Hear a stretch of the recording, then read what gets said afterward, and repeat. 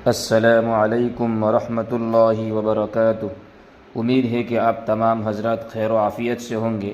اللہ تعالیٰ ایسے ہی عافیت کے ساتھ رکھے۔ آپ تمام حضرات کی خدمت میں ایک اور ویڈیو لے کر حاضر ہوا ہوں۔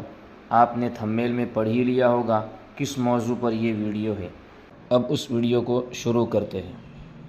ہمارے امام صاحب نماز میں اکثر عمل کثیر کرتے ہیں۔ دونوں ہاتھوں سے اپنا کرتا ٹھیک کرتے ہیں، بار بار ٹھیک کرتے ہیں۔ تو کیا ہوا؟ دونوں ہاتھوں سے کوئی کام کرنا عمل کثیر تھوڑی، تو خود ہی متعین کر ڈالا کہ یہ عمل کثیر ہے۔ دونوں ہاتھوں سے کرتا ٹھیک کرتے ہیں اور بار بار کرتے ہیں، تو ایک چیز خود ہی فرض کی۔ ارے ہم سے پہلے پوچھو عمل کثیر کسے کہتے ہیں؟ دونوں ہاتھوں سے ایک ساتھ کوئی کام کیا جائے تو عمل کثیر ہے یا نہیں، یہ پہلے پوچھو۔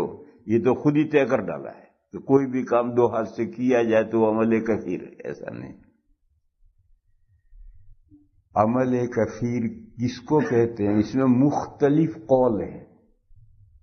ان میں سے ایک قول یہ ہے کہ کوئی بھی کام دونوں ہاتھوں سے ایک ساتھ کیا جائے تو وہ عمل کثیر ہے۔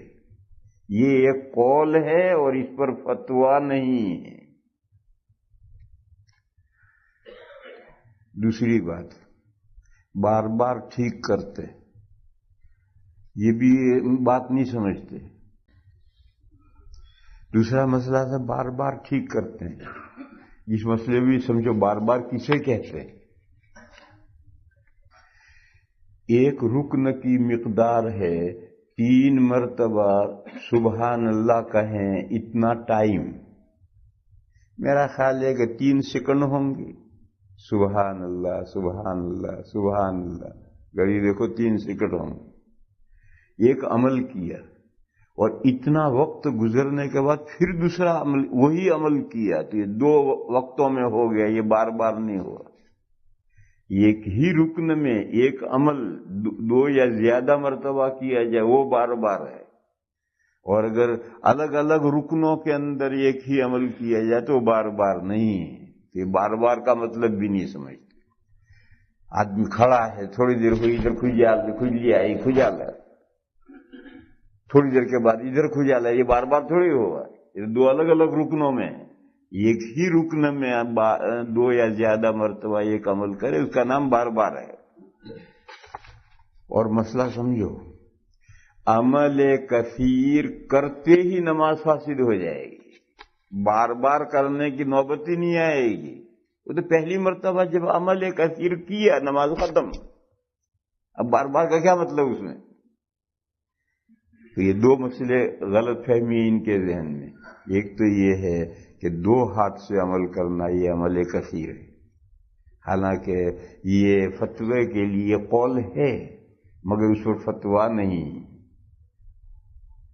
دوسری بات یہ کہ بار بار کا مطلب نہیں سمجھتے، اور عمل کثیر میں تو بار بار کا سوال ہی نہیں۔ جب بھی عمل کثیر یعنی زیادہ عمل کرے گا فوراً نماز ختم، وہاں بار بار کرنے کا کوئی مطلب ہی نہیں۔